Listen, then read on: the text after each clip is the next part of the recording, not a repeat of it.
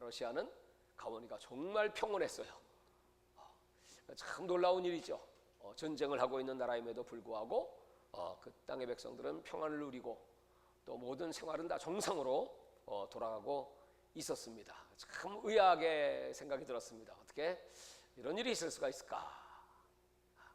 그 비결이 무엇일까 생각을 해봤는데, 우크라이나는 러시아의 적수가 되지 못하죠. 그러니까 정말 진자는 이긴 자의 종이다. 약하니까 나라가 쑥밭이 되고 온 백성들은 다 피난 가고 또 많이 죽고 아수라장이 되고, 근데 러시아는 힘이 있으니까 약간의 피해는 있을지 몰라도 또 강대국들이 서방에서 많은 경제 제재를 하고 그런다고 할지라도 그걸 이겨낼 힘이 아직 있어요. 거기에 그 풍성한 지하 자원 또는 농산물, 워낙 땅이 넓으니까, 그러니까 아직은 견딜만하다 이렇게 생각이 듭니다. 그러나 이제 또 하나 제가 본 영적 진단을 내려보면 이와 같습니다. 러시아의 교회들은 그래도 깨어있고 기도하고 순수한 그런 성도들이 많았습니다. 물론 우리가 가서 만난 사람들은 제한된 숫자이긴 하겠지만 그들은 참으로 순수하게 하나님께 부르짖고 기도하는 사람들이 많았습니다. 우크라이나는 반면에 어떤가? 수년 전에 첫 집회를 했을 때 굉장히 뜨거웠던 그런 기억이 있는데, 그 이후로 방문할 때마다 영적인 능력이 쇠퇴하고 그 성도들의 믿음이 떨어지고 하는 그런 모습을 보면서 참 저는 그때 마음이 아팠습니다.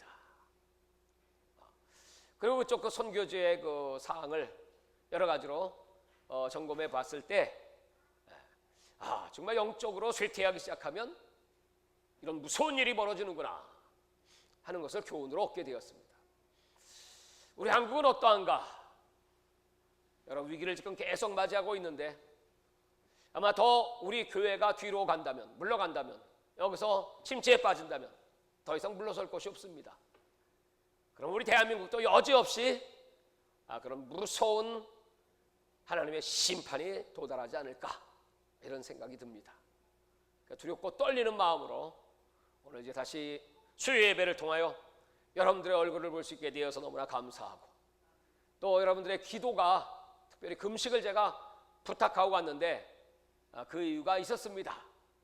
입국부터 시작해서 가는 길에 많은 어려움과 난관이 있었고, 또 그 안에서도 제가 종교 비자를 가지고 들어간 것이 아니기 때문에 일반 이런 그 투어 비자를 가지고 들어가서 설교하다가 이게 적발이 되면 굉장한 불이익을 당하고 또 그 현지 교회들도 많은 어려움을 당하게 된다는 것 때문에 굉장히 설교나 활동에 제약이 많았습니다.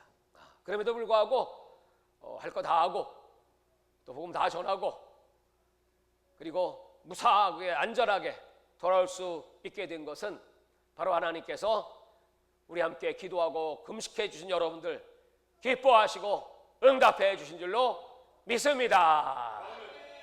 그러므로 상급도 똑같이 하늘에서 함께 받게 될 줄 믿습니다. 아멘. 자, 이제 다시 사도행전으로 돌아와서 제가 오늘 순서대로 16장을 하면서 러시아를 생각하고 이 성령께서 어떻게 선교를 이끄시는가 하는 것이 이제 오늘 본문에 나와 있기 때문에 이 본문을 중심으로 해서 러시아에 대한 여러 현황들을 좀 나눠보고 싶습니다. 자, 우리 다 같이 사도행전 16장 1절 다시 한번 읽어보시겠습니다. 자막을 좀 다시 한번 띄워주시면 좋겠습니다. 사도행전 16장 1절입니다.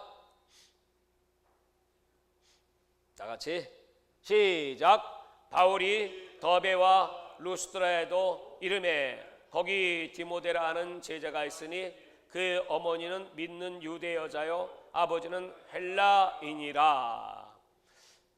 드디어 바울은 2차 선교 여행에 오르게 됩니다. 지난 15장의 마지막 부분은 바울과 바나바가 심히 다투고 헤어지는 장면으로 끝나죠. 그래서 바울은 신라를 택하여 자기의 고향인 다소 그것은 이 안디옥에서 북쪽으로 올라가면 다소라는 바울의 고향이 있습니다. 그리로 행하고, 그리고 바나바는 거기서 자기의 고향인 또 구브로 거기에 마가를 데리고 가죠. 두 사람의 그런 논쟁은 성경의 원문을 자세히 보면 굉장히 심각할 정도의, 다시 안 볼 것 같은 그런 아주 이해가 가지 않는 그런 아주 강력한 어조로 서로 논쟁을 벌였다. 물론 나중에 이제 다시 화해하고 또 마가도 다시 부르고 하는 일이 있었지만, 하여튼 그때 당시는 그랬습니다. 그로 말미암아 이제 선교팀이 두 개가 되었고, 이 두 팀은 하나님의 그 놀라운 섭리과 계획 속에 선교 행전이 드디어 시작되는 것입니다.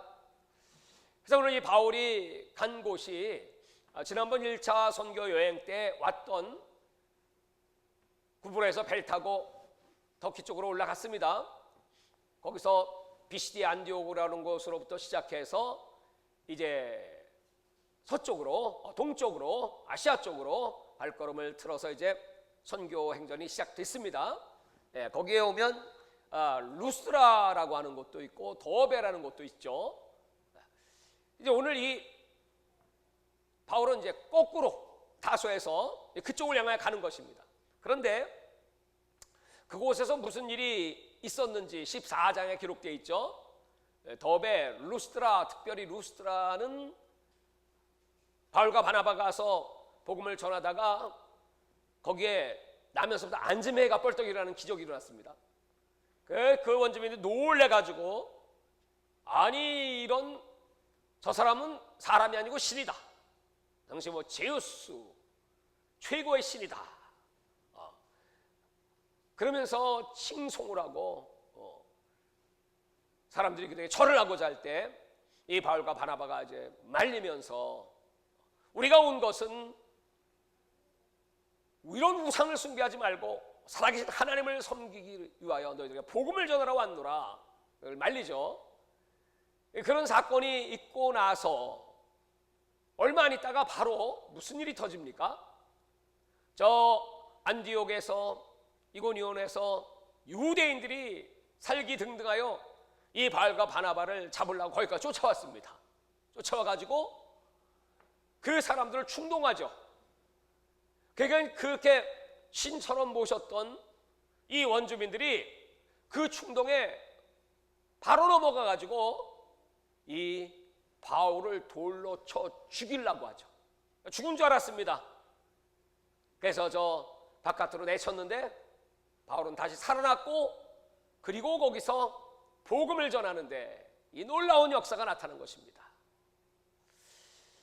기적이 일어난 것도 놀라운 것이지만 오늘 여기 16장 1절에 바울이 다시 찾아간 그곳에 하나님께서 준비한 사람이 있으니, 다시 한번 보시면 더베와 루스트라에도 이름에 거기 디모데라 하는 제자가 있으니, 디모데와의 첫 만남입니다. 과연 디모데는 누구입니까? 오늘 여기 성경에는 바울을 만나 제자가 된 사람이 아니고 이미 제자입니다. 언제 예수 믿고 제자 되었을까요? 말할 것도 없이 거기 루스트라에 기적이 일어났고, 그 다음에 바울이 다시 살아나서 복음을 전했던 사람 가운데 이 디모데의 어머니가 있죠. 혹시 디모데 어머니 이름 아십니까? 유니게. 할머니도 있죠. 외할머니 로이스. 디모데 후서 1장 5절에 디모데 후서에 나오죠. 디모데 전서에 나오죠. 바로 그 어머니는 유대인, 아버지는 헬라인. 그러니까 이제 유대인은, 어머니가 유대인이면 유대인입니다.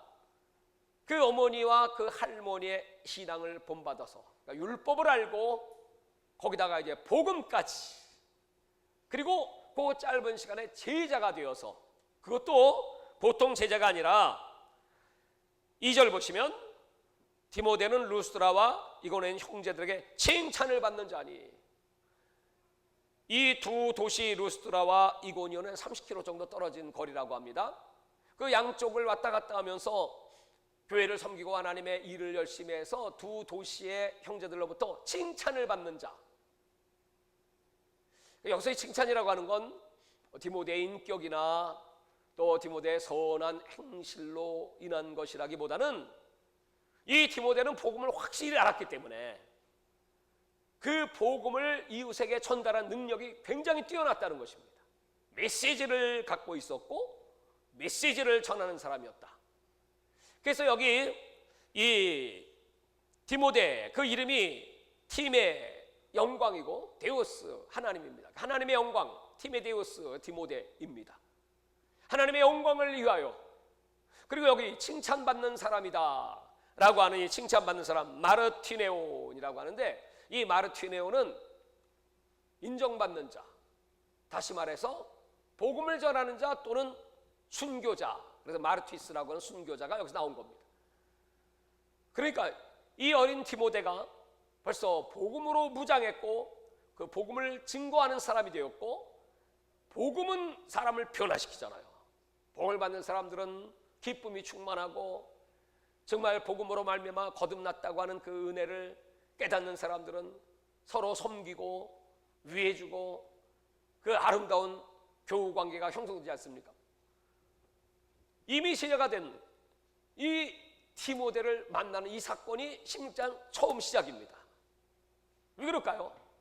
이제 앞으로 이 바울은 2차 3차 계속 선교여행을 다니는데 디모데가 얼마나 중요한 역할을 하는지, 바울이 쓴 성경이 신약 성경 27권 가운데 13권이고 그 가운데 10권이 디모데 이름이 나옵니다. 그 10권 가운데 2권은 아예 디모데에게 보내는 편지, 디모데 전서, 후서이죠. 이 디모데는 바울의 제자이면서 특별히 바울의 복음을 전수받고 함께 사역할 동역자이며 또 그 복음의 유산을 받을 자. 나중에 교회가 세워진 다음에 에베소의 이 교회를 디모데에게 맡기지 않습니까? 그럴 정도로 충성된 자. 정말 바울에게 있어서 가장 귀중한 동역자를 하나님이 만나게 해주시는 거예요. 그럼 왜 디모데가 이렇게 쓰임받을 수 있었을까요? 디모데 후서 1장 5절을 보면 이렇게 기록되어 있습니다. 디모데 후서 1장 5절, 이는 내 속에 거짓이 없는 믿음이 있음을 생각함이라. 이 믿음은 먼저 내 외조모 로이스와 내 어머니 유니게 속에 있더니 내 속에도 있는 줄을 확신하노라. 내 속에 거짓이 없는 믿음. 이게 여러분 우리 신앙에 얼마나 큰 축복입니까? 진실한 믿음, 거짓 없는 믿음, 순수하다, 깨끗하다. 그러니까 하나님께서 그걸 보시는 거예요. 다른 말로 표현하면 이런 사람들이 있겠죠. 사악하다, 거짓되다, 꾀가 많다. 예수 믿는데 그런 거죠. 자기 유익을 취한다, 이용한다. 이런 사람들은 하나님 눈 바뀝니다. 눈 바. 제가 이번에 러시아에 다녀오면서 오늘 이 구절을 읽으면서 거기 그 만난 사람들이 정말 순수한 사람이 그렇게 많아. 하바롭스크에 내렸는데 거기 경찰이 저희들을 딱 체포를 해가지고 조사하는 겁니다. 지금 한국과 관계가 막 안 좋다는 거지. 그래서 뭐 철저하게 간첩은 아닌가, 뭐하러 온 사람인가, 뭐 관광이라고 써놨는데 뭐 투어라는 해야 비자가 바로 들어갈 수 있으니까 써놨는데 그 진짜 이 사람들 여기 뭐 투어로 온 사람 맞나? 그거 다 조사합니다, 일일이. 그래서 물어보고 어느 나라 갔다 온 거, 또 어디 있을 거, 만나는 사람 누구고, 어디 갈 거, 행적, 그 다음에 돌아온 리턴 티켓 다 보고 조사하는데 1시간 한 반 걸려. 야, 그래서 참 이 나라끼리도 여러분 친하게 지내야지. 서로 불화하면 안 되겠어요. 그래서 이제 계속 이제 기도하고 있는데 조사는 저하고 박명권사 2분만 받았습니다. 대표로. 우리 저 빌립 장로의 제 아내는 바깥에 미리 가서 1시간 반 동안 졸고 있고 빨리 안 나오니까 왜 안 나오나, 우리가 뭐 하는지도 몰라, 왜 안 나오는지 몰라. 모르니까. 그래서 참 기도하는데 하나님께서 이렇게 보내주셔갖고 이제 나와서 이제 그쪽 교회들을 이렇게 방문하기 시작했습니다. 그리고 그 교회는 처음에 제가 가서 집회를 할 때 그 목사님 이반이라는 목사님이 얼마나 순수한 분인지 몰라요. 그분이 나이도 드시고 목회에 너무 이제 힘이 들고 하니까 저를 보고 이렇게 얘기하는 거예요. 목사님, 우리 교회 담임 목사가 돼 주십시오. 그 내가 아니 어떻게 러시아 말도 모르고 또 거기 있을 형편도 안 되는데 담임 목사가 되나. 그만큼 의지한다는 얘기죠. 그리고 그분이 1회 세계 선교 대회에 참석을 했고, 그리고 지금은 이제 호주에 가 있는데 후계자들을 세워놨는데 그 후계자들이 참 신실한 사람들이었어요. 사모하고. 그래서 나는 그때 갔다 와서 뭐 잠깐 잊어버렸다고 할지라도 절대로 그 사람도 나를 안 잊어버리는 거야. 그 집회를 안 잊어버리고 그 말씀을 안 잊어버리고, 그러고 그냥 반갑다고 하면서 내가 말씀을 선포할 때 그냥 두 손 들고 아멘을 하는데 난 이야, 그런 아멘 또 처음 들어봤네. 아멘이 끝나지 않게 아멘 뭐 이러면서, 야, 그러니 여러분 하나님께 기뻐하시니까 기적이 안 나타나겠습니까? 거기서 태어나면서부터 말하지 못하고 듣지도 못하는 터키계 우즈벡계 여자인 것 같은데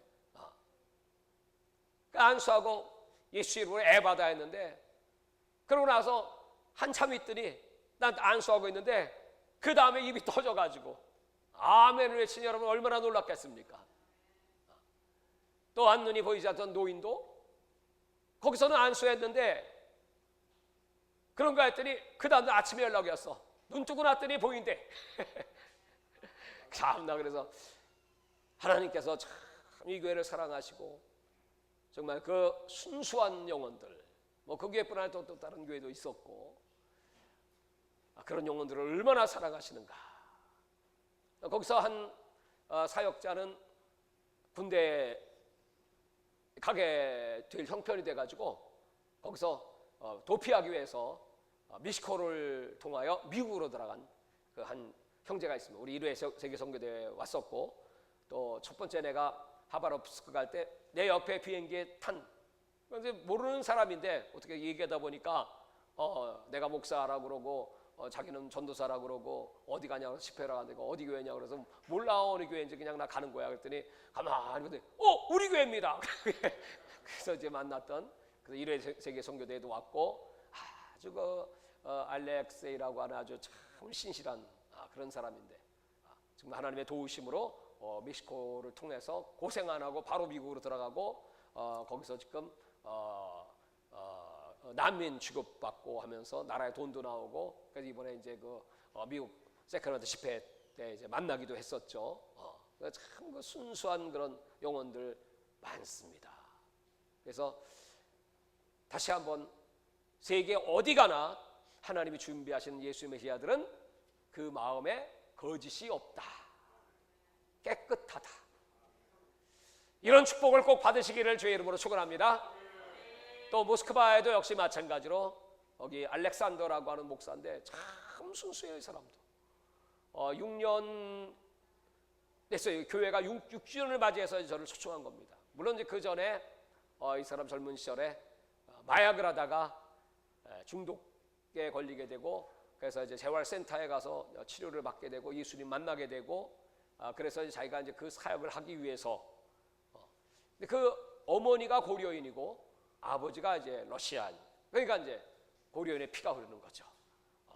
이 알렉세이 목사가 이번 세계 대회 3회 때 자기 그 스태프들 여러 명이 왔습니다. 그래서 저희를 3월 달에 오라고 처음에 초청을 했는데 3월 달은 너무 추우니까 목사님 너무 추우실 것 같아 고생하실까 봐 5월 말경으로 해서 2달 늦춰서 교회 행사를 거기 잡았대. 그래서 오셨다는 거예요. 그래서 고맙더라고요. 이번에 날씨가 얼마나 좋은지. 참 순수한데 어느 정도냐?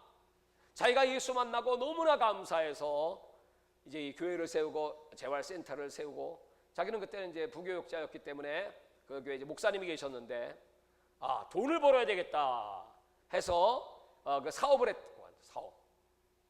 근데 그 사업이 얼마나 잘 되는지 엄청난 돈을 벌어가지고 그 새 교회를 짓게 됐어요. 그래갖고 재활센터라고. 근데 하나님께서 자, 이제 너는 여기서 떠나라. 그리고 모스크바로 가라. 그래가지고 자기가 번 돈으로 교회를 다 세워놓고 그거 그 목사님께 그냥 주고, 그리고 몸만 가지고 모스크바로 와가지고 거기서 일을 열심히 또 하다 보니까 하나님 또 물질을 주셔가지고 교회를 세웠는데, 그 교회가 6년 만에 지금 한 뭐 500명 가까운 그런 성도들이 모이고, 또 그 치유센터를 또 세우고 수련회관도 또 지금 건축하고 있고, 제가 다 가봤습니다. 또 자기 제자 목사들이 교회를 또 건축하고 그 현장에다가 다 가서 내가 기도해 줬는데, 하나님이 그렇게 축복을 해주시는 거예요.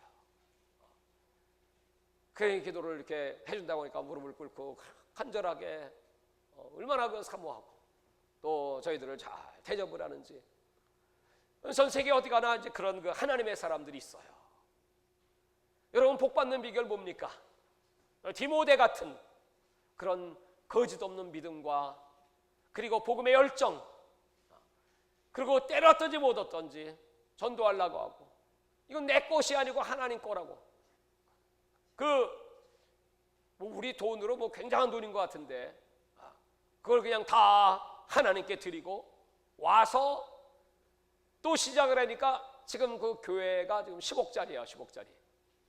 그 빌딩 아래층을 사고 거기서 또 지금 또 지교회들을 막 세우고, 그런 모습을 보면서 얼마나 하나님께 감사하고, 또 거기에는 정말 디모데 같은 제자가 있어서 그 아버지가 저 지방에서 목회를 하시는 아주 러시아에 아주 영향력 있는 H라고 하시는 분인가, 그 목사님이신데, 러시아에서 몇 번째 가는 손가락에 드는 그 영향력 있는 그런 목사님의 아들인데, 어린 시절부터 말씀을 배우고 또 기도하고, 내가 기도하니까 무릎을 꿇고 다 기도를 받으면서 말이죠. 그래서 이 아들은 법대를 졸업하고 변호사가 되어가지고 거기 러시아에 있는 모든 그 교회들의 그 법적인 문제들을 다 해결해주고 자문해주고 하는 그런 일을 합니다. 참 귀하죠. 그리고 거기 이제 집회를 마치고 저희들을 레닌 광장으로 주일날 이제 오후에 한식을 저에게 대접하고 레닌 광장으로 가서 거기 이렇게 구경을 시키고, 물론 가본 적이 있긴 하지만은, 그래서 이거 기회다 싶어가지고 우리 박미양 권사님 혼자 가긴 했지만 워십을 좀 준비하면 좋겠다 해서 이제 한복 입고 위에 모자 같은 게 뭐지? 쪽두리 쪽두리 쓰고 그리고 이제 레닌 광장에 갔죠. 거기 가서 이 음악을 틀고 이렇게 하면 경찰이 바로 잡아간답니다.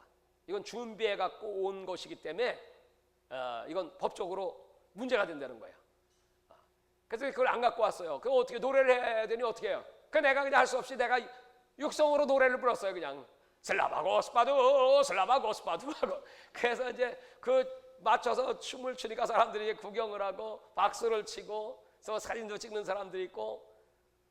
근데 거기 그 이반이라고 하는 그 제자 목사가 그러는 거예요. 그런 거 법적인 것들 다 알고, 그래가지고 그 교회들을 이렇게 지키고, 만약에 거기서 뭐 걸리거나 하면 골치 아파지니까 또 벌금도 많이 내야 되고. 그래 가만 생각을 해보니까 제가 기도하기를, 하나님 때가 되면 정말 레닌그라드 광장에서 집회를 하게 해주십시오. 네, 그런 기도를 했었잖아요. 그리고 그렇게 하고서 그때는 모르고 와서 보니까 하나님이 첫 집회를 시작하시는구나. 거기서 워십을 하고 찬송을 하고 그들을 축복하고, 그래서 이렇게 작게 시작된다. 근데 의외로 말이죠, 이 푸틴이 정교회 교인이죠. 근데 몇 년 전에 이런 일이 있었답니다. 이 개신교는 정교에서 이단시하죠. 힘이 별로 없죠. 그럼에도 92년도 개방 이후로 이 개신교가 엄청나게 확산이 됐죠. 이 푸틴이 그 개신교도들의 그 힘을 아는 거예요. 숫자도 많고 이제 많이 강력해지고 있다. 그래서 뭐 다 하나님 믿는 거니까 그 개신교 대표들을 불러가지고 우리가 메인 스타디움을 빌려 허가를 해줄 테니까 약 8만 명 모이는데 집회를 하라고 그렇게 얘기를 했는데 왜 안 이루어졌냐 했더니 거기 그 지도자들끼리 서로 메인이 되겠다고 싸우는 바람에 그게 안 됐다는 거예요. 그 이반 목사한테 그런 얘기를 해주는 거예요. 서로 주도권을 잡겠다고 그 하나님이 신 러시아 복음화의 최고의 교회, 물론 첫 테이프는 은혜 안인교회에서 가서 모스크바에서 그때 집회를 했었죠. 그 이후로 이제 그런 게 없었죠. 우리는 기도하고 있고. 근데 그 러시아인들 개신교 그 지도자들이 하나만 되면 그 자체로 그런 집회를 할 수가 있었는데 무산된 겁니다. 레닌이 푸틴이 그러더래. 당신들은 아직 준비가 안 됐군요. 없는 걸로 합시다. 그리고 앞으로 한 5년 후에나 다시 한번 생각해 봅시다. 이랬다는 거예요. 근데 이제 중간에 이제 코로나가 왔죠. 코로나 끝났죠. 5년이 지났죠. 그 내가 얘기했어요. 다시 시작하면 되지. 지금부터 기도하세요. 여러분, 하나님이 어떻게 역사하실 줄 알아? 우린 벌써 첫 집회를 했으니까 거기서 찬송을 하고, 엘리야는 비를 달라고 기도할 때 여러분 조그만 조각구름을 보죠. 그게 시작입니다. 그게 시작입니다. 믿음을 갖고 기도하는 주의 종이 얼마나 있을까요? 누가 있을까요? 누가 기도해요? 레닌 광장 집회를, 저 북경 천안문 광장 집회를 누가 기도합니까? 우리는 할 수 없어도 하나님께서 역사하시면 거기 누구를 진동하시든지, 하나님 어떤 물질을 준비하시든지 하나님이 마음 먹으시면 할 수 있거든요. 무슨 말이냐? 내 믿음대로 될지어다. 선교는 이와 같은 겁니다. 우리 생각과는 달라요. 하나님은 오늘 하나님께서 디모데를 준비하시고, 보십시오. 3절, 바울이 그를 데리고 떠나고자 할새 그 지역에 있는 유대인으로 말미암아 그를 데려다가 할례를 행하니 이는 그 사람들이 그의 아버지는 헬라인인 줄 다 알미러라. 유대인이고 헬라인이니까. 그래서 복음을 위해서 이미 사도행전 15장에 할례에 대해서 정의를 내렸죠. 이방인들에게 할례를 강요하지 마라. 그리고 너희들이 조심해야 될 것은 그저 목매인 것이나 우상이나 또 피나 음행 이런 것들을 조심해라. 그렇게 이제 결론을 내리고, 할례에 대해서는 유대인이기 때문에 그 유대인들을 복음화하기 위해서 어쩔 수 없이 할례를 행하고, 이방인의 사도, 디도는 이방인의 사도입니다. 그건 유대인이 아닙니다. 거기는 이제 할례가 없습니다. 그러니까 이제 유대인에게는 유다인처럼, 헬레는 헬레인처럼 이렇게 할례를 디모데는 했습니다. 근데 이 디모데는 바울보다 더 높은 차원의 헬라인과 유대인, 이 둘을 다 섭렵하고 문화를 다 섭렵한 아주 복음을 전하기에 최적의 사람, 업그레이드 된 사람이 바로 디모데입니다. 하나님은 그를 준비시킨 거예요. 계속해서 4절 보시면, 여러 성으로 다녀갈 때 예루살렘에 있는 사도와 장로들이 작정한 규례를 그들에게 주어 지키게 하니 이에 여러 교회가 믿음이 더 굳건해지고 주가 날마다 늘어가니라. 자, 이렇게 하나님께서는 선교를 위해서 사람을 준비하시고, 여러분 제가 이렇게 다니면서 보면 전 세계에 준비된 사람이 많습니다. 이번에 그 이반 목사 25살이에요. 디모데예요. 디모데. 또 알렉산더 같은 목사도 다 준비된 사람들. 자기는 고려인의 DNA가 있다는 거예요. 전 세계 어디나 다 하나님께서 준비하셔서 복음을 전하게 하시고, 근데 거기서 끝나지 않고 이제 복음의 길까지도, 사람만 정하시는 것이 아니라 복음의 길까지도 내가 가고 싶어 가는 게 아니고 하나님께서 이렇게 가라고 정해 주시는 거예요. 그게 6절입니다. 6절 시작. 성령이 아시아에서 말씀을 전하지 못하게 하시거늘 그들이 부르기아와 갈라디아 땅으로 다녀가 무시아 앞에 이르러. 바울의 계획은 아시아였지만 이 안디옥에서 비시디아 안디옥입니다. 이쪽에서 이제 북쪽으로 쭉 올라가면 갈라디아가 있고요. 거기 이제 쭉 올라가면 거기 이제 부르기아가 있습니다. 근데 북쪽으로 가서 복음을 전하고 이제 아시아 지역을 복음화를 하려고 했는데 하나님께서 예수의 영으로 말미암아 말씀이 오는 거죠. 그래가지고 무시아를 지나 드로아로 가라. 드로아는 이제 이쪽 서쪽이죠. 서쪽 끝입니다. 드로아가. 왜 그렇게 하셨는지 아마 바울은 당황했을 것 같아요.